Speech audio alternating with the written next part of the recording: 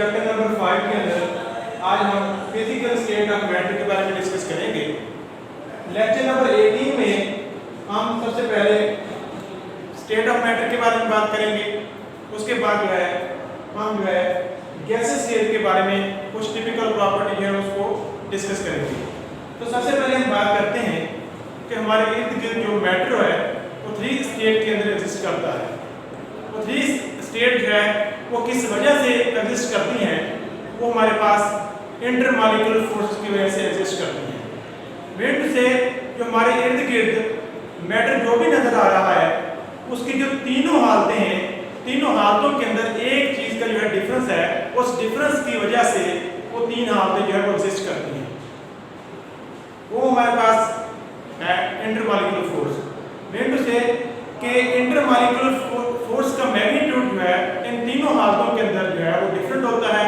तो 3 state of matter जो है वो हमारे पास गैस है नंबर 1, नंबर 2 हमारे पास लिक्विड है और नंबर 3 हमारे पास सॉलिड है। तो अगर हम इर्द गिर्द नजर दौड़ाएं तो हमें जो है एयर नजर आती है जो मैटर की गैस हालत है। इसके अलावा जो है हम वाटर को देखते हैं जो हमारे पास लिक्विड फॉर्म ऑफ मैटर है। इसके अलावा जो हमारे इर्द गिर्द सबसे ज्यादा पाई जाती है, जो नजर आती है, वो हमारे पास सॉलिड होती है। तो अब हम बात करते हैं कि गैसेस स्टेट क्या होती है। गैसेस स्टेट की कुछ प्रॉपर्टी जो है वो दूसरों से जो डिफरेंट होती हैं सॉलिड और लिक्विड से, उसको हम बात करते हैं। तो गैसेस स्टेट के अंदर no definite shape and volume के गैसेस स्टेट के अंदर जो है ना उसका कोई खास शक्ल होती है और ना उसका कोई खास वॉल्यूम होता है।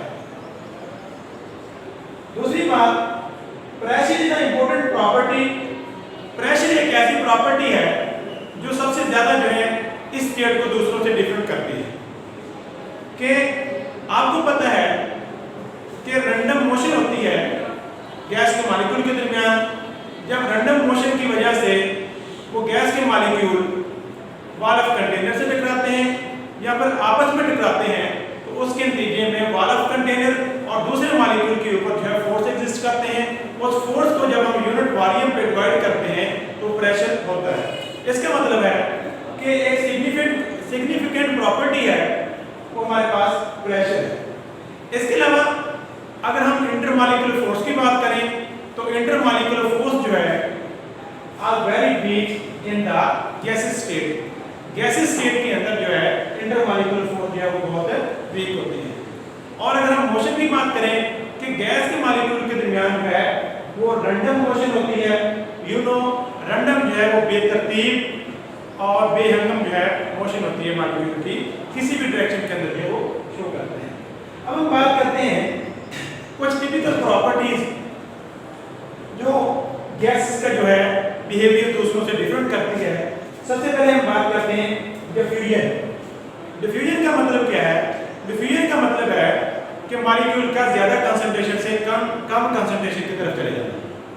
तो गैसेस जो होती हैं ये रैपिडली मूव करती हैं, रैपिडली डिफ्यूज करती हैं। क्यों करती हैं? और इसके नतीजे में डिफ्यूजन की अगर हम डेफिनेशन की बात करें तो देखिए, spontaneous mixing of gas molecule by random motion and collision to form homogeneous mixture. के गैस के मॉलिक्यूल का खुद ब खुद रैंडम मोशन मतलब बेतरतीब हरकत और टकराव की वजह से होमोजेनियस मिक्सचर बनाने का जो अमल है उसको हम डिफ्यूजन कहते हैं। अब हम बात करें डिफ्यूजन का इन्हिसार कौन से फैक्टर पे होता है। डिफ्यूजन का इन्हिसार जो है बेटा, रेट ऑफ डिफ्यूजन जो है वो इनवर्सली रिलेटेड होता है molecular mass of gas. It's mean जिस गैस का मास जो है मॉलिक्यूलर मास जो है वो लेस होगा, वो मोर डिफ्यूज करेगी as compare to that of which have molecular mass है। फॉर एग्जांपल अगर हम बात करें तो हाइड्रोजन जो है इसका मॉलिक्यूलर मास जो है हमारे पास 2 है, इसलिए इसके मुकाबले में ऑक्सीजन का जो है मॉलिक्यूलर मास 32 होता है। अब कम मॉलिक्यूलर मास जो है हाइड्रोजन का है, इसलिए हाइड्रोजन जो है वो ज्यादा डिफ्यूज करेगी, 4 टाइम जो है ज्यादा डिफ्यूज करेगी as compare to that of oxygen. Property है हमारे पास गैस की, वो है हमारे पास एफ्यूजन। एफ्यूजन क्या है? Escaping of gas molecule by tiny hole into low pressure area. मतलब कि गैस का मॉलिक्यूल का एक बारीक सराख के जरिए ज्यादा प्रेशर से कम प्रेशर की तरफ जाना क्या कहलाता है? एफ्यूजन कहलाता है। तो गैस के मॉलिक्यूल भी एफ्यूजन का मुजाहरा करते हैं। तो फॉर एग्जांपल जब टायर पंक्चर होता है तो टायर या ट्यूब के अंदर जो है एयर का प्रेशर ज्यादा होता है, इसलिए जब छोटा सा सराख होता है तो एयर के मॉलिक्यूल जो है वन बाय वन वहां से निकल के लो प्रेशर एरिया में से बाहर की तरफ जाते हैं। तो अब अगर हम एफ्यूजन का देखें रेट, तो एफ्यूजन का रेट भी इनवर्सली रिलेटेड होता है मोलर मास से।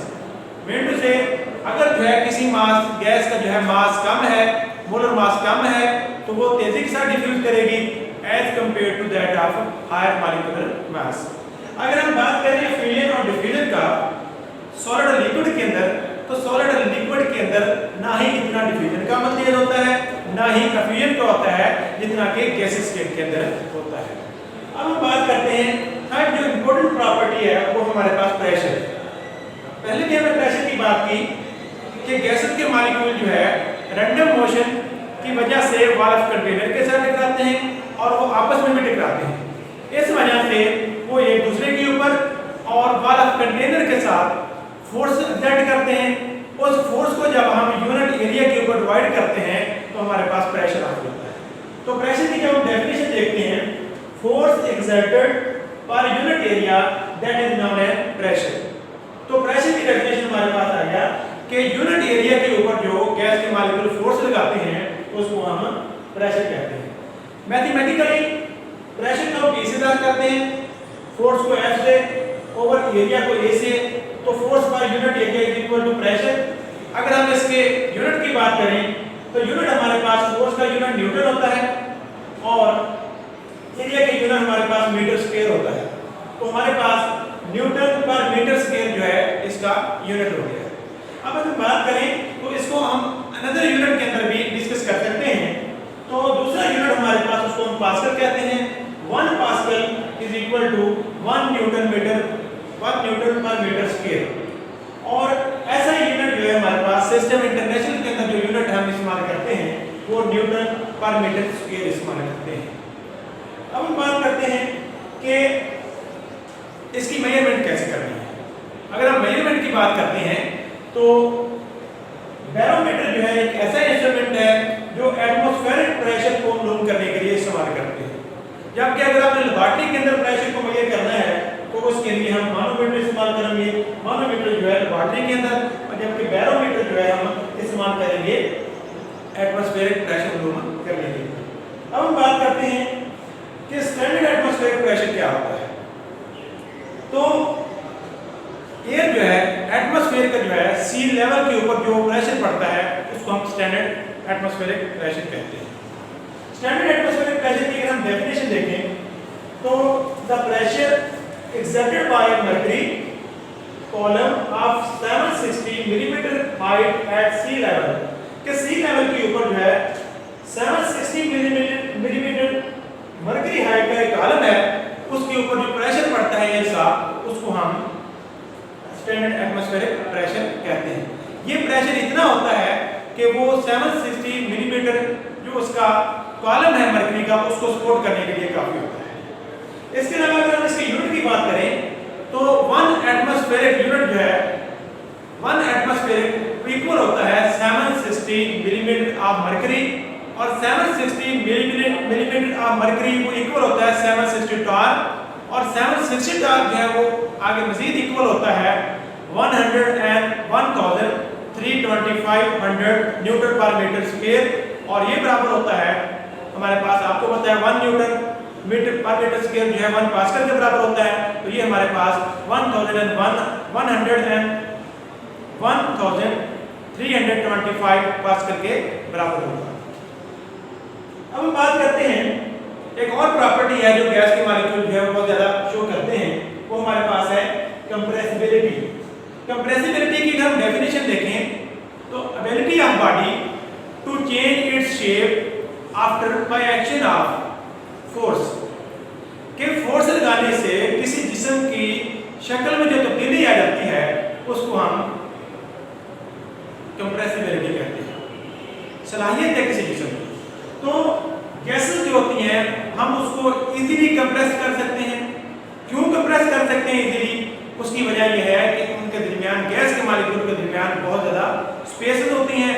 जब स्पेसेस ज़्यादा होती हैं तो जब हम उनको इजीली कंप्रेस करते हैं या उसके ऊपर फोर्स लगाते हैं तो वो एक दूसरे के करीब आ जाते हैं। जब ये एक दूसरे के करीब आ जाते हैं तो वॉल्यूम जो है हमारे पास जो है वो कम हो जाता है। इस तरीके से अनकंप्रेस स्टेट के अंदर जो है वो वॉल्यूम ज़्यादा होता है। तो due to large distance between gas molecule gases can be easily compressible. Gases जो है इजीली कंप्रेसिबल होती हैं। जबकि अगर हम लिक्विड की बात करें, लिक्विड आपको पता है वो स्लाइड कर देते हैं जब हम उसको फोर्स अप्लाई करते हैं या कंप्रेस करते हैं। लिक्विड के अंदर कंप्रेसिबिलिटी जो है वो बहुत कम होती है और सॉलिड के अंदर तकरीबन जो है वो ना होने के बराबर होती है। अब हम बात करते हैं मोबिलिटी की। तो मोबिलिटी एक और हमारे पास प्रॉपर्टी है जो गैस के मॉलिक्यूल जो है बहुत ज़्यादा शो करते हैं, जबकि लिक्विड और सॉलिड के अंदर जो है मोबिलिटी जो है वो तकरीबन ना होने के बराबर है। जबकि जो लिक्विड होता है वो फ्लो करता है। तो मोबिलिटी जो है ability of body to move कि किसी जिस्म के मूव करने की सलाहियत जो है, मूवमेंट शो करने की जो सलाहियत है उसको हम मोबिलिटी बोलते हैं। तो gases molecule show random motion, gases के मॉलिक्यूल जो है वो रैंडम मोशन शो करते हैं, बेतरतीब हरकत को शो करते हैं। They move with high kinetic energy. वो काइनेटिक एनर्जी जो है आपको पता है काइनेटिक एनर्जी जो है वो डायरेक्टली प्रोपोर्शनल है मूवमेंट के। जितनी ज़्यादा काइनेटिक एनर्जी होगी उतनी ज़्यादा मूवमेंट होगी। तो काइनेटिक एनर्जी ज़्यादा हो जाने की वजह से गैस के मॉलिक्यूल जो है वो मोबिलिटी का फिनोमेना शो करते हैं। अब जब गैस के मॉलिक्यूल जो है एक जगह से दूसरी जगह मूव करते हैं तो वो इम्पिटी स्पेसेस की तरफ मूव करते हैं। मूव करने की वजह से वो होमोजेनियस मिक्सचर जो है वो बना देते हैं। अगर लिक्विड और सॉलिड की बात करें वहां पे ये फिनोमेना बहुत कम होता है। अब हमारे पास सेकंड प्रॉपर्टी जो है वो होती है डेंसिटी ऑफ गैसेस। गैसेस की डेंसिटी के बारे में हम डिस्कस करते हैं। तो डेंसिटी हमारे पास होती है mass per unit volume. Unit volume के अंदर जो है कितना किसी चीज का मास होता है। अब आपको पता है mass per unit volume that is called density. Gases show very low density. Gases की डेंसिटी बहुत कम होती है। क्यों कम होती है? बिकॉज या ड्यू टू लाइट वेट, उनका वेट कम होता है एंड मोर वॉल्यूम, उनका वॉल्यूम क्या होता है? ज्यादा होता है। लेकिन हमारे पास डेंसिटी और वॉल्यूम का इनवर्स तल्लुक है। तो जब वॉल्यूम ज्यादा हो जाएगा तो डेंसिटी क्या होगी? कम होगी। और अगर हम बात करें तो लिक्विड और सॉलिड जो है वो 1000 टाइम डेंसर है than that of gas. Gas से जो है लिक्विड और सॉलिड जो है 1000 गुना ज्यादा जो है वो भारी होते हैं। इसी वजह से हम गैस की डेंसिटी जो है वो छोटे यूनिट के अंदर ग्राम पर डेसिमीटर क्यूब के अंदर मेजर करते हैं, जबकि गैस और लिक्विड की जो डेंसिटी, सॉलिड और लिक्विड की जो डेंसिटी होती है वो हम ग्राम पर सेंटीमीटर क्यूब के अंदर मेजर करते हैं।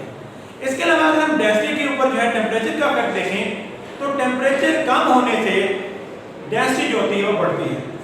उसकी वजह यह है कि जब वॉल्यूम कम होगा, वॉल्यूम कम हो जाने की वजह से, टेम्परेचर कम हो जाने की वजह से उनकी काइनेटिक एनर्जी कम होती है। काइनेटिक एनर्जी की वजह से उनकी मूवमेंट कम हो जाती है। मूवमेंट कम हो जाने की वजह से मॉलिक्यूल एक दूसरे के नजदीक आ जाते हैं और वॉल्यूम कम हो जाता है। जब वॉल्यूम कम हो जाता है तो इस रिलेशन के मुताबिक वॉल्यूम कम होगा तो डेंसिटी इंक्रीज कर देगी। फॉर एग्जांपल अगर हम ऑक्सीजन गैस की डेंसिटी 20 डिग्री सेल्सियस के ऊपर देखें वो होती है हमारे पास 1.4 ग्राम पर डेसीमीटर क्यूब, जबकि अगर हम 0 सेंटीग्रेड के ऊपर देखें तो वो हमारे पास होती है 1.5 ग्राम डेसीमीटर क्यूब।